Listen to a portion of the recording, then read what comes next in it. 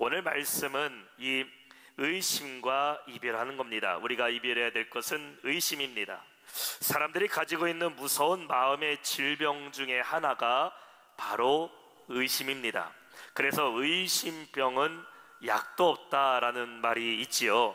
금방에 보기에는 의심하는 것이 별로 큰 문제가 아닌 것 같아 보이지만 의심으로 인하여 그 마음에 미움이 생기기도 하고 증오하기도 하고 또 살인과 같은 무서운 죄가 의심에서부터 시작되게 됩니다. 가정 불화의 가장 큰 원인도 가만히 보게 되면은 의심에서부터 시작되는 것을 보게 돼요. 부부가 서로를 믿지 못하기 때문에 가정이 깨어지는 것을 보게 됩니다. 의처증이라는 말이 나오는 것도 혹은 의부증이라는 말이 나오는 것도 다 어디서부터 나오는 말입니까? 서로를 믿지 못하는 의심에서부터 시작되는 말입니다. 이런 이야기가 있어요. 옛날에 어떤 아주머니가요, 기차를 타고 집으로 가던 중에요, 기차 안에서 파는 호두과자를 한 봉지 사게 됩니다. 여러분, 옛날에 우리가 기차 탈 때 보면은 기차 안에서 이렇게 음식들 팔지 않았습니까? 뭐 삶은 계란도 팔고 우유도 팔고 사이다도 팔고 했던 기억이 있는데요. 이 아주머니가 기차를 탔는데 카트가 지나가는데 배가 고파서 호두과자 한 봉지를 샀어요. 잠시 후에 입이 심심해서 새로 산 호두과자를 옆에다 두고 이 아주머니가 하나씩 먹기 시작했습니다. 그런데요, 옆에 앉아있는 아저씨가 자꾸 자기 호두과자 봉지에다가 손을 넣어서 먹는 겁니다. 이 아줌마가요, 기가 찼어요. 아니, 먹고 싶으면 먹어도 되냐고 물어보던가, 아니면 남의 거 먹었으면 죄송하다고 말을 해야 되는 건 아닙니까? 근데 아무런 말도 없이 내 호두과자 봉지에 손을 넣고 먹고 있는 겁니다. 그래서 이 아줌마가요, 이 호두과자 빼앗길까봐 자기도 열심히 입에다 집어넣었어요. 둘이서 열심히 이렇게 입에다 호두과자를 넣다가 결국엔 마지막 하나가 남게 됐습니다. 근데 이 아저씨가요, 적반하장으로 하나밖에 남은 호두과자를요 반으로 딱 쪼개더니 마치 섬신 쓰듯이 하나 드시라고 이 아줌마한테 건네는 겁니다. 이 아줌마가요, 화가 났어요. 아니, 세상에 이렇게 정신 나간 아저씨가 있나. 그 다음에 기차역에 도착하게 돼서 집에 내려오게 됐는데, 집에 와서 가방을 열어보니까요, 뭐가 들어있었다? 호두과자 봉지가 들어있었다. 결국 호두과자를 누가 훔쳐먹었어요? 아저씨가 뺏어먹은 게 아니라 이 아줌마가 아저씨 호두과자 열심히 뺏어먹었던 거예요. 여러분, 혹시 여러분 주변에 호두과자 봉지가 보이거들랑 드시기 전에 내 거가 맞는지 확인하시기 바랍니다. 사람이 의심하기 시작하면요, 무엇을 잃어버리게 돼요? 분별력을 잃어버리게 돼요. 이게 내 건지 이게 남 건지가 헷갈리게 돼요. 여러분, 사탄이 성도의 믿음을 흔들리게 하기 위해서 무엇을 사용할까? 의심이라는 무기를 사용한다라는 거예요. 아무리 믿음 좋은 사람이라 할지라도 일단 의심이라는 병이 들게 되면은 그때부터는 다 믿을 수가 없어요. 말씀을 봐도 말씀이 믿어지지가 않고, 기도를 해도 기도가 응답될 것이 믿어지지가 않고, 하나님 사명을 감당해도 이것이 나에게 기쁨으로 다가오지가 않는 겁니다. 그래서 의심하는 병, 화목한 가정을 무너뜨리는 흔드는 무기가 뭐냐? 의심이라는 거예요. 의심. 신앙생활 열심히 하는 성도의 열심을 무너뜨리는 게 뭐예요? 의심이라는 겁니다. 오늘 본문 6절은 우리에게 말씀하고 있어요. 오직 믿음으로 구하고 조금도 의심하지 말라. 의심하는 자는 마치 바람이 밀려 요동하는 바다 물결 같으니. 바다에 흔들리는 물결을 보신 적 있으세요? 바람 부는 대로 바다 물결은 좌로 우로 흔들리기 시작해요. 동쪽 바람이 불면 동쪽으로 파도가 치기 시작하고, 서쪽 바람이 불면 서쪽으로 파도가 치기 시작해요. 이처럼 의심이라는 것은 그 자리에 머물러 있지 못하고 환경에 요동치고 상황에 요동치고 감정에 요동치게 된다는 것이에요. 오늘 성경은 우리에게 말씀하고 있어요. 오직 믿음으로 구하고 조금도 의심하지 말라. 여러분, 주먹을 불끈 쥐고 따라해 볼까요? 오직 믿음으로 구하고 조금도 의심하지 말라. 오늘 이 말씀을 통해 여러분 안에 바람에 밀려 요동하는 그런 의심과 이별하고 오직 믿음으로 승리하는 우리 모두 성도 되시기를 주님의 이름으로 축원합니다. 자, 그렇다면은 의심과 이별하는 방법이 무엇일까? 오늘 말씀의 첫 번째는 온전히 기쁘게 여기라 입니다. 2절 말씀이에요. 내 형제들아, 너희가 여러 가지 시험을 당하더건 온전히 기쁘게 여기라. 자, 오늘 사도 바울은 우리의 믿음을 흔들리게 만드는 의심에 대해 말씀하고 있어요. 여러분 언제 의심하십니까? 불안한 미래 가운데 사람들은 의심하게 돼요. 내가 앞이 보이지 않을 때에, 안전이 보장되지 못할 때에, 이게 제대로 될까 안 될까, 결과가 불안전할 때에 사람은 의심하게 됩니다. 저는 어렸을 때에요, 치과 가는 것을 제일 무서워했어요. 다들 그러셨죠? 아이들 중에 치과 좋아하는 애들 아무도 없습니다. 치과 가면요 얼마나 무서워한지 몰라요. 오죽하면 말 안 듣는 애들에게 엄마들이 뭐라고 얘기합니까? 너 말 안 들으면 치과 데려간다. 막 하여튼간 치과 의사 선생님은 제일 하기 힘든 직업이에요. 치과에 가면은 왜 무섭습니까? 막 드릴 소리가 들려요. 이빨을 가는 드릴 소리가 잉잉 들어가는 소리가 들리고, 치과 의사가 쓰는 도구들 보면 갈고리도 있고 꼬챙이도 있고 얼마나 무서운지 모릅니다. 치과 의사가 앉아서 말하죠. 걱정하지 말라고, 하나도 안 아프다고, 입만 편하게 벌리고 있으면 된다고. 저는요 나이가 먹어도 가끔 스케일링하러 매년마다 가는데도요 참 긴장이 돼요. 의사 선생님이 스케일링 안 아프다고 해도요 입을 꼭 다물고 얼마나 힘이 들어가는지, 입에 힘 빼라 해도 도무지 힘을 뺄 수가 없습니다. 주먹을 불끈 쥐고 식은땀 흘리면서 치과 치료를 받아요. 왜 그래요? 두렵기 때문입니다. 안 아프다고 해도 의심이 생겨요. 사실 치과 치료하게 되면은 별거 아니죠. 다 그 마취 주사 놓고 이빨 치료 잉잉 드릴 소리 나서 이빨 다 뽑아버리는 거 아닙니다. 치료하고 나면은 별거 아닌데, 치료 갈 때마다 두려운 마음으로 의심으로 찾아가게 돼요. 오늘 성경은 우리에게 말씀하고 있어요. 너희가 여러 가지 시험을 당하거든 온전히 기쁘게 여기라. 여기서 말하는 시험이라는 말이 원어로는 페라스모스라는 단어를 썼어요. 영어로는 트라이라는 뜻이에요. 시련과 시험과 유혹과 시도라는 거예요. 한번 따라합시다. 시련, 시험, 유혹, 시도. 우리의 삶에 만나게 되는 여러 가지 시험을 말하고 있어요. 어떤 분에게는 인생의 시련을 만날 때가 있죠. 고통의 시간 아닙니까? 건강의 시련도 만나고 물질의 시련을 만날 때 있어요. 고통의 시간이죠. 어떤 분에게는 믿음의 연단을 만날 때가 있어요. 너희가 불과 같은 연단을 만날 때 하나님이 나에게 깊은 공고함에 빠지게 할 때도 있고, 하나님이 나에게 금식하며 철회하며 기도하라는 시험을 만날 때가 있어요. 어떤 분들은 또 우리를 넘어뜨리게 하는 죄의 유혹을 만날 때도 있어요. 이러한 시험과 시련과 유혹을 만나게 되면은 사람 안에는 무엇이 찾아온다? 의심이라는 것이 찾아오게 돼요. 사람에게 크게 배신을 당한 사람은 그때부터 사람 안 믿습니다. 남편이 아내에게 크게 상처를 받고, 아내는 남편에게 상처를 받고, 자녀와 부모가 서로에게 크게 아픔을 당한 사람은 그때부터는 가족도 믿지를 않아요. 한동안 우리가 보이스피싱으로 많은 사람들이 큰 피해를 봤어요. 보이스피싱 한번 당한 사람은 전화 받는 게 두려워요. 문자 어디서 오는 것 자체도 두려워합니다. 이러한 여러 가지 믿음의 시험, 환경의 시험, 연단의 시간을 지날 때에 이것으로 인하여 우리 안에 두려움이 찾아오고 의심이 찾아와요. 근데 그것을 어떻게 이길 수 있는가? 오늘 성경은 온전한 기쁨으로 이기라는 거예요. 여러분, 어떻게 의심하는 사람에게 기뻐하라고 말할 수 있겠어요? 시험에 빠진 사람에게, 걱정하고 있는 사람에게 기뻐하라고 말할 수 있을까요? 오늘 3절에는 그 해답을 우리에게 말씀하고 있어요. 여러분, 3절 말씀 한 목소리 읽어봅시다. 시작. 이는 너의 믿음의 시련이 인내를 만들어내는 줄 너희가 알미라. 아멘. 여러 가지 시험에는 반드시 무엇이 있다?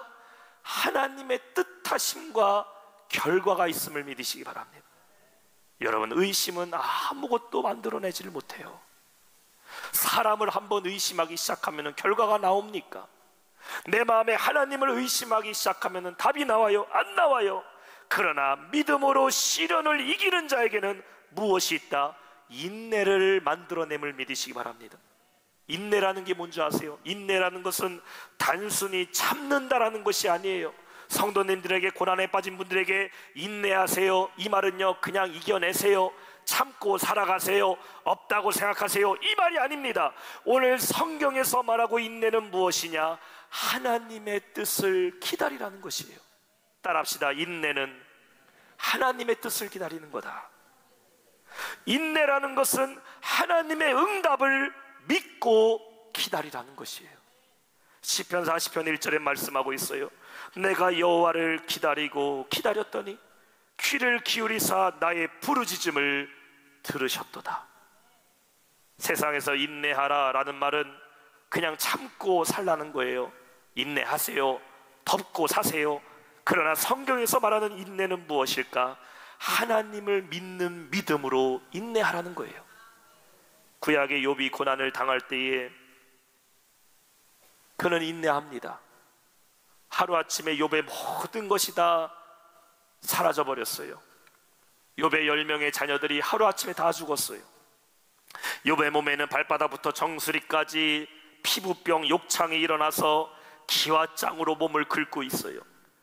욥의 아내는 욥을 저주하면서 도망갔습니다. 떠나버렸어요. 욥의 친구들이 찾아왔는데 위로를 주는커녕 욥에게 말합니다. 네가 지은 죄를 한번 생각해봐. 네가 뭘 잘못했는지를 생각해봐. 반대로 그를 조롱하고 있어요. 이러한 고난 가운데 있는 욥이 어떻게 하나님을 신뢰할 수 있었을까? 욥기 14장 15절과 14절 보세요. 장정이라도 죽으면 어찌 다시 살릴까? 나는 나의 모든 고난의 날 동안을 참으며 풀려나기를 기다렸나이다. 주께서는 나를 부르시겠고 나는 대답하겠나이다. 주께서는 주의 손으로 지으신 것을 기다리시겠나이다. 욥이 어떻게 고백하고 있어요? 나는 기다리겠나이다. 영어 성경이니까 I will wait until my change come. 내 모든 것이 다시 편할 때까지 나는 기다리겠다라는 거예요. 우리 한번 따라합시다. 하나님, 나는 기다리겠습니다. 모든 것이 변화될 때까지, 하나님의 응답이 있을 때까지 기다리는 거예요. 사랑하는 성도 여러분, 의심과 이별하는 방법이 무엇일까? 인내하는 거예요. 하나님의 응답을 기다리는 겁니다. 하나님의 응답의 비가 내릴 때까지 기도하는 거예요. 이 비밀을 아는 자는 의심하는 것이 아니라 온전히 하나님의 뜻을 의지하며 기뻐하게 될 줄 믿습니다. 오늘 본문의 4절에 말하고 있어요. 인내를 온전히 이루라. 이는 너희로 온전하고 구비하여 조금도 부족함이 없게 하리라. 인내를 온전히 이루는 자에게 온전케 하시는 하나님의 응답이 있을 줄 믿습니다. 오늘 여러분의 앞에 여러 가지 의심의 시험이 만날 때가 있어요. 그러나 의심하지 말고 기뻐하세요. 믿음의 시련은 무엇을 만들어낸다? 하나님의 응답을 얻는 인내를 만들어낸다는 것을 믿고 인내함으로 기뻐하며 의심과 이별하는 우리 모든 성도 되시기를 주님의 이름으로 축원합니다. 두 번째는 무엇인가? 지혜를 구하라입니다. 따라합시다. 지혜를 구하라. 오늘 5절 말씀 우리 한 목소리 한번 읽어봅니다. 5절 시작. 너희 중에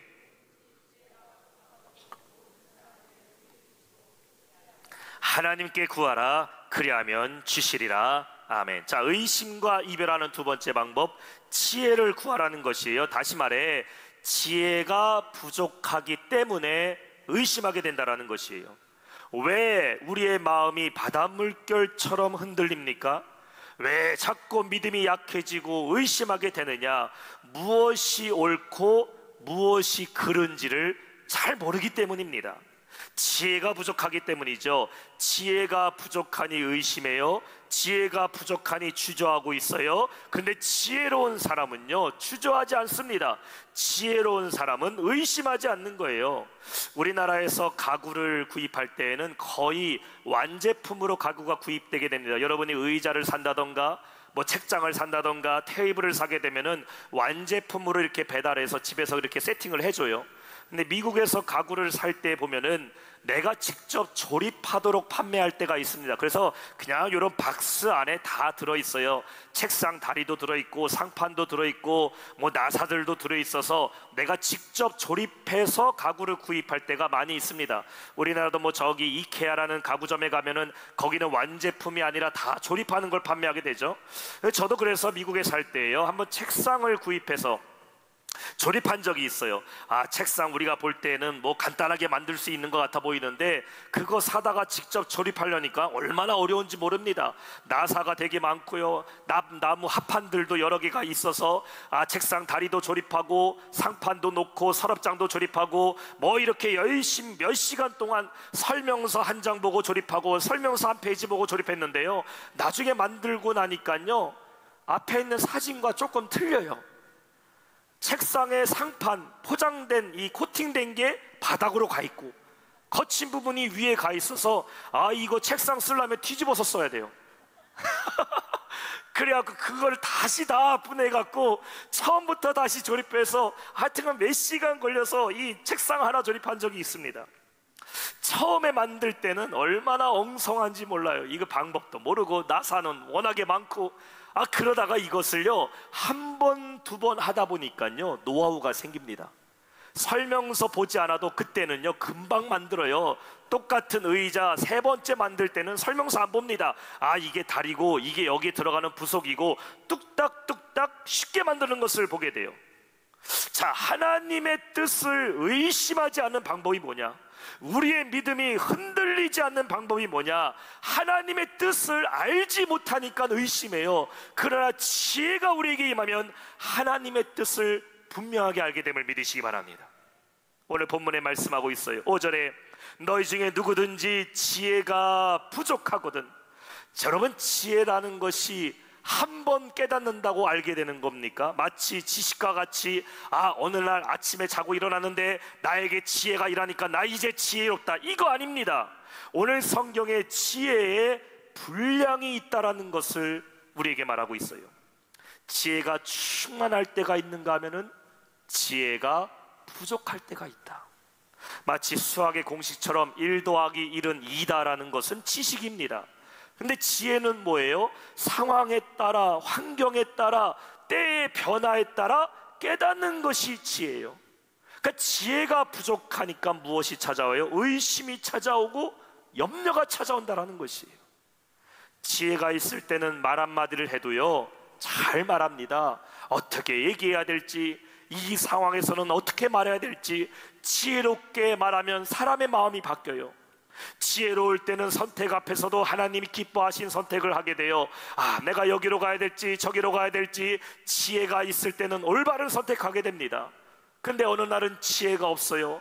말하는 것이 지혜롭지 말할 때는 말에 상처가 줄 때가 있어요. 잘못된 걸 말할 때가 있어요. 지혜가 부족하면 잘못된 선택을 하게 됩니다. 하나님이 원치 않는 것을 결정하게 돼요. 따라서 우리는 날마다 무엇을 구해야 될까? 하나님의 지혜를 구해야 될 줄 믿습니다. 지식은 세상에서 얻을 수 있어요. 그러나 지혜는 누가 주신다? 지혜는 하나님이 주시는 거예요. 지식이 기술이라면 지혜는 판단이에요. 지식이 이해라면 지혜는 분별이에요. 기술만 가지고 있는 것이 아니라 판단할 줄 알아야 되고, 이해만 한 것이 중요한 것이 아니라 분별할 줄 아는 성도가 되시길 축원합니다. 왜 의심합니까? 왜 주저하고 있어요?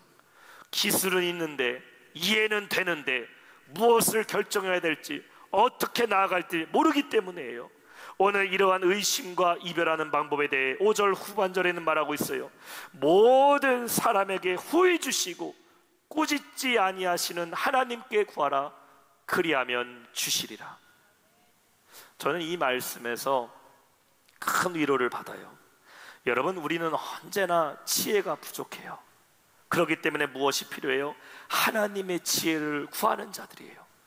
만약에 하나님께서 우리가 지혜가 부족하다고 꾸짖으신다면은, 너 왜 이렇게 지혜가 없냐라고 혼내신다면은 얼마나 우리의 마음이 아프겠어요. 그러나 오늘 성경에는 말하고 있어요. 꾸짖지 아니하신다. 하나님은 여러분이 지혜 없다고 질책하지 아니하시고 피난하지 아니하시고 반대로 지혜를 구하는 자에게 후히 주시는 분이심을 믿으시기 바랍니다. 오늘 여러분에게 의심하지 말라라는 것이 사람을 믿는 것을 의심하지 말고 세상을 믿는 것을 의심하지 말라 이 말이 아닙니다. 오늘 여러분 말씀 듣고 오늘부터 누가 무슨 말을 하든지 다 그냥 믿어라 이 말을 얘기하는 것이 아니에요. 우리는 분별력이 필요해요. 성경에도 보면 뱀같이 지혜롭고 비둘기같이 순결하라고 말씀하고 있어요. 성도가 이 땅에 살아갈 때 우리는 의심해야 될 것도 있고 긴장해야 될 것도 있고 조심해야 하는 것들도 있어요. 근데 오늘 성경에 절대로 의심하지 않아도 될 것이 있어요. 그것이 무엇일까? 하나님을 향한 믿음은 의심하지 마시길 바랍니다. 하나님께 믿음으로 구하고 기도하는 것은 절대 의심하지 말라는 것입니다. 왜냐하면 하나님은 우리의 기도에 반드시 응답하시기 때문에. 마가복음 11장 23절에 예수님 말씀하고 계셔요. 내가 진실로 너희에게 이르노니 누구든지 이 산더러 들리어 바다에 던져지라 하면 그 말하는 것이 이루어질 줄 믿고 마음에 의심하지 아니하면 그대로 되리라. 그대로 되리라. 24절 그러므로 내가 너에게 말하노니 무엇이든지 기도하고 구하는 것은 받은 줄로 믿으라. 그리하면 너희에게 그대로 되리라. 따라합시다. 믿으면 그대로 되리라. 이렇게 해서 되시겠어요? 주먹을 불끈 쥐시고 크게 따라합시다. 믿으면 그대로 되리라. 아멘. 믿음으로 기도하고 구하는 것은 반드시 받을 것을 믿으면 그대로 됨을 믿으시기 바랍니다. 이것이 믿음으로 구하는 자이고 이것이 의심과 이별하는 성도의 믿음이에요. 여러분 의심하지 마세요. 오직 믿음으로 구할 때에 하나님 반드시 응답하실 줄 믿습니다. 이제 여러분 안에 있는 그 의심과 이별하고 오직 하나님을 믿는 믿음으로 응답 얻고 살아가는 우리 모두 영락의 성도 되시기를 주님의 이름으로 축원합니다. 오늘 말씀 읽겠습니다. 이제 여러분 안에 있는 그 의심과 이별하세요. 의심과 이별하는 첫 번째 방법, 우리가 만나는 여러 가지 시험 앞에서도 인내함으로 온전히 기뻐하는 거예요. 그것이 시험이 될 수도 있어요. 시련이 될 수도 있고 고난이 될 수도 있고 유혹이 될 수 있어요. 그러나 이 믿음의 시험 뒤에 반드시 하나님의 응답이 있다는 것을 믿고 기쁨으로 의심과 이별하시기 바랍니다. 두 번째는 하나님의 지혜를 구하세요.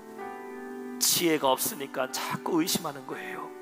하나님의 뜻을 깨달지 못하고 분별력이 사라지니까 의심하고 걱정하는 겁니다. 그러나 지혜가 부족한 자에게 꾸짖지 아니하시고 후히 주시는 하나님께 기도하며 지혜를 구하면 의심과 이별할 줄로 믿습니다.